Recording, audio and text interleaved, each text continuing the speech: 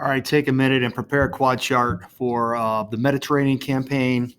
Our central question is, what were the major successes and failures of Axis forces during the Mediterranean campaign? The guy that's leading the most of this, or all of it really, for Hitler is Field Marshal Rommel. And Rommel's notorious for emphasizing initiative, speed, and exploitation in maneuver, right? So a guy that was kind of a maverick of his time that Hitler let do just about anything he wanted to. He was a guy that would take, like I said, initiative on the battlefield based on what the enemy was doing, and just revolutionize tactics in the way that he was conducting armored maneuver. So this initial engagement begins in North Africa.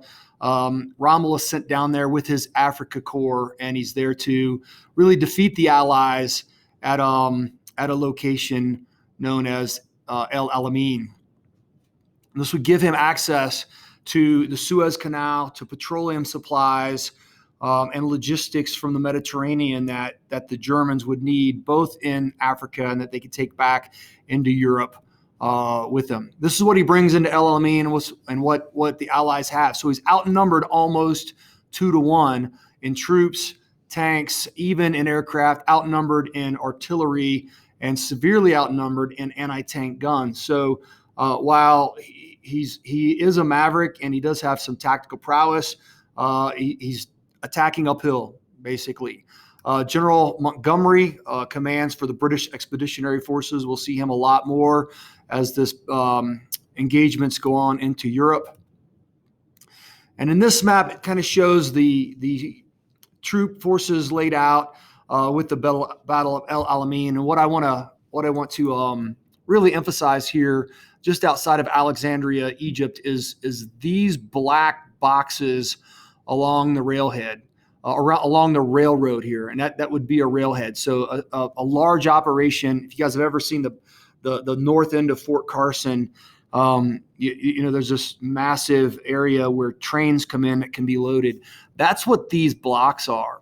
So and if you imagine that, this railhead located right on the Mediterranean where ports could come in, lots of supplies can get in, lots of supplies can get out. So if you think of taking oil supplies out of the Middle East from the Suez Canal up here on the railhead and across the Mediterranean to Germany, or supplying forces here, this is a significant piece of terrain for whoever holds it. And in this instance, the British are holding it, and that's what Rommel is trying to take away. And Montgomery outsmarts him, one, in defensive operations, because this area all through here are minefields. The Axis have laid. This area is minefields that the Allies have laid, and Rommel attacks through them, and Montgomery recalls the 7th Armored Division to come up here and refortify the attack, and he repels Rommel, primarily because he doesn't have the logistical supplies to continue the attack, and he's taken significant casualties by those anti-tank guns that the Allies have and the minefields. And ultimately, Rommel retreats. And Montgomery feels that he's not ready to go on the offensive. So far, the British have not been tested in combat, and the Germans have. So he thinks it's best at this point in time just to hold his defenses. So that's what he does. The Americans get their first taste of combat in the European theater in Africa as well. And they do this because Stalin is urging us to open up a second front. Right now, at this point, you got to think that Germany is in occupation of France. Half of France belongs to the Vichy French, which is Philippe Pétain, who surrendered to Germany. And then on the Eastern fronts where they're doing all the fighting against Russia. So to relieve Russia, Stalin really is encouraging Churchill and Roosevelt to open up another front. And that's what we're trying to do. But first, we're going to go into Africa to bloody our troops in combat before committing them against the German forces in mass in Europe. And General Eisenhower is the one selected to lead all U.S. forces. So this first operation goes into Morocco and Algeria. Oh, no, I'm sorry. Morocco and Algeria are under control of the Vichy French. We're going into Algiers, Oran, and Casablanca with 3 task force to repel the French out of there, and then to go find and attack Rommel's Africa Corps. Here's where Operation Torch's initial landings are.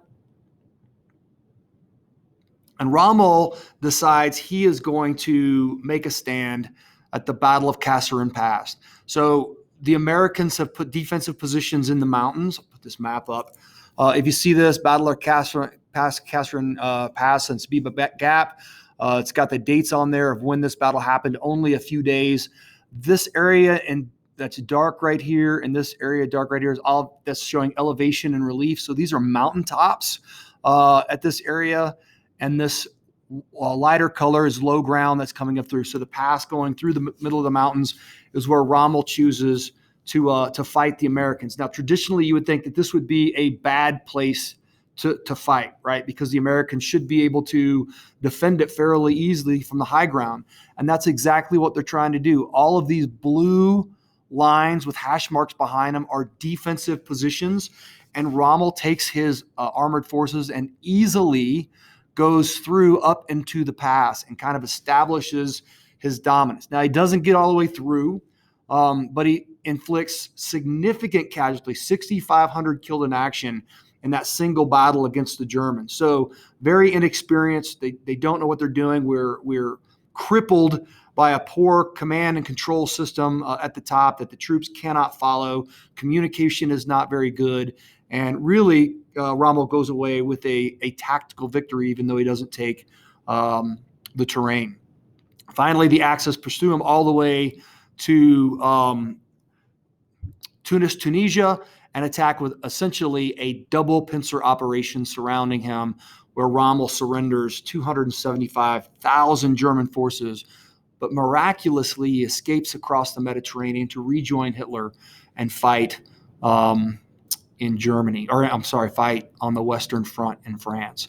And still, yet, instead of going over to initially France, where the majority of the fighting needs to take place, Great Britain and the United States continue this kind of confidence target, easier approach to the what's called the soft underbelly of Europe. So we're going to initially go to Sicily and Italy and kind of force the Germans' hand there before we ever try to invade France.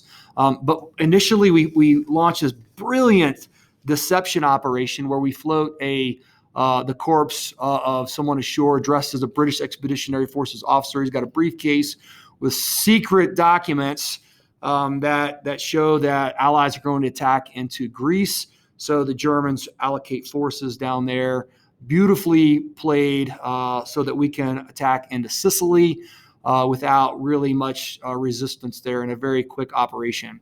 General Eisenhower, again, is in control, and Montgomery's got the British Expeditionary Forces. U.S. ground forces are controlled by General Patton. Now, this is a complex operation. Air, land, and sea coordination are required. Paratroopers are dropping behind enemy lines, and this one goes off as the first one we've tried, not very well. But we do get a foothold into Sicily, and then we are able to completely take over the island in about 6 weeks, to where we've pushed the Germans out of Sicily. Much easier than the battles we talked about in the last lesson at Guadalcanal, which took 6 months. So this island, which is a little bit bigger, actually took quite a bit less time to secure. As this starts to happen, the Italians are really afraid now of Allies coming into them. So in classic Italian fashion, like they did in World War I, they turn their back on their allies, and they end up declaring war on Germany and joining the side of the United States, Great Britain, and Russia. King Emmanuel dismisses Mussolini, places him under house arrest, who's later rescued by German commandos and taken out of there and kind of put up in a safe house to take care of him for Hitler. But essentially, the Italians are going to stay out of the war on the Nazi side at this point in time, which plays in right to our strategy. We need to eliminate Italy from the war and then force Germany to fight in Italy, which means they're going to pull troops away from the Eastern Front in Russia to defend the southern coast of France, defend Italy so that we don't approach to Germany from that direction. And thereby we're relieving the pressure on Stalin and the Russians out on the Eastern Front. So the invasion of Italy goes up initially fairly easy. We advance up the coast with pretty much ease. Again, it's a similar operation with airborne drops behind enemy lines, followed by amphibious assaults to take beaches and then move troops inland. Hitler puts Field Marshal Kesselring in charge, and he defends by building 4 consecutive belts of defense. And then it takes multiple waves of offense to finally break through those defensive belts. We do face a few difficulties in Anzio and Monte Cassino, which are mountainous towns that come right out of the Mediterranean. And so the Germans would occupy the high ground in there and hold us off on the beaches for quite some time. We take a lot of casualties, ultimately fighting through there.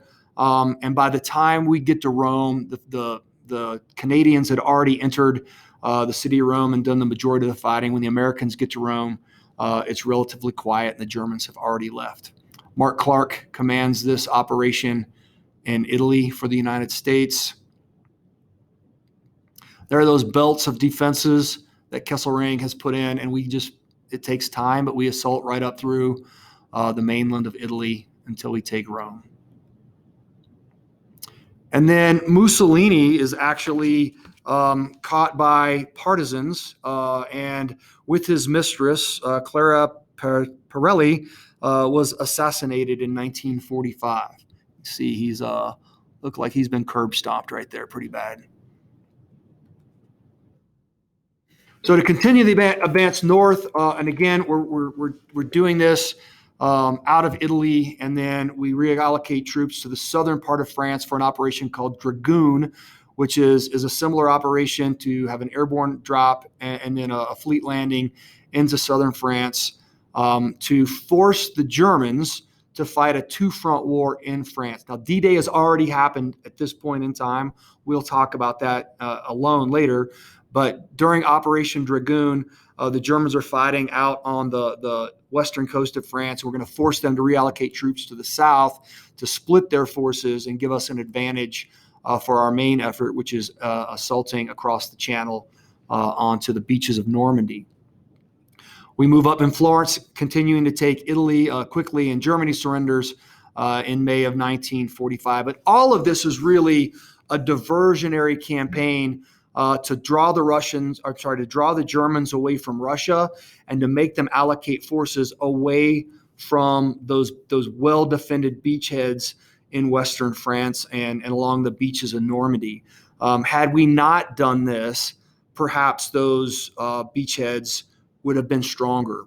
So as bad as those battles were, and again, we're going to talk about that over next week, as bad as those battles were, as many casualties as we took, imagine what it might have been like had none of this happened and all of those fresh troops were left waiting for American, British, and Canadian forces to attack along the beaches of Normandy.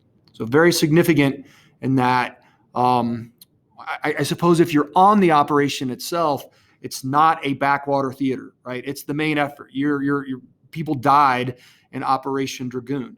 So I think that it's really significant, particularly to those who fought in it, but it plays a larger part in strategy and how we drew the Germans away to split their forces and make the operation at D-Day even more successful.